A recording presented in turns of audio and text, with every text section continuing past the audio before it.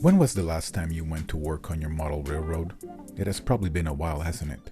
I'm not here to make you feel bad. If anything, I am here to acknowledge that life does get busy, times are hard, and that you're putting the important people in your life, especially the little people, first. You should be proud.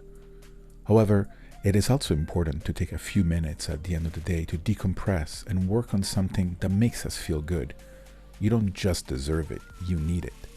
In a sea of difficulties, something that makes us feel good is our lighthouse.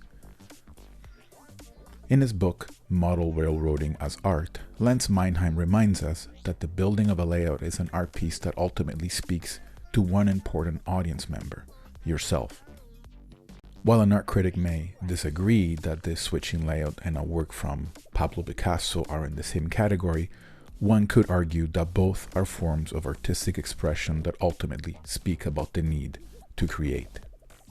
But playing with model trains is also a form of meditation, as we watch our train slowly make its way from one end to another. That gentle crawl, the drone of the engine, the hisses, and the squeals. It allows us to slow our own brain, reflect, relax, and just take a break from the fast, stressful pace that our world is in. Let's be honest though, it is hard to enjoy that moment when you are faced with the immense task ahead. For some of us, it is miles and miles of track waiting to be laid, and after that, never-ending hills and roads and trees and structures. This overwhelming amount of work can be discouraging, especially at the end of a long day, and it is far easier to just sit in front of the TV. I am not blaming you. I've done it too. Yes, I know some people say that a layout is never really finished, but this is something only those people who have done almost everything can genuinely say. They're just tweaking, adding minutiae, and otherwise touching up a completed layout. I am not saying they should not be proud of their work, but for the rest of us, that goalpost is miles and miles away.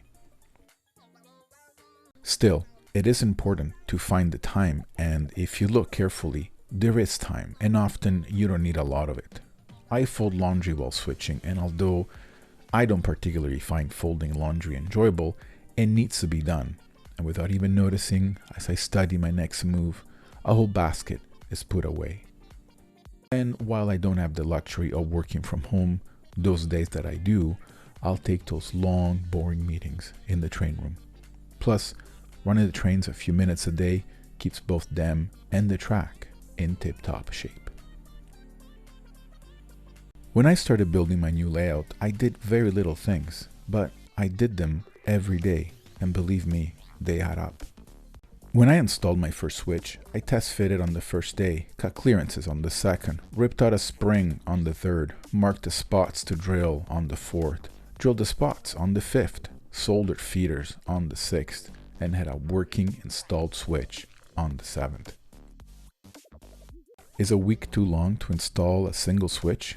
Is not installing it at all better? The switch is not permanently affixed. It would take considerable effort to remove, and even if successful, it may be damaged beyond repair.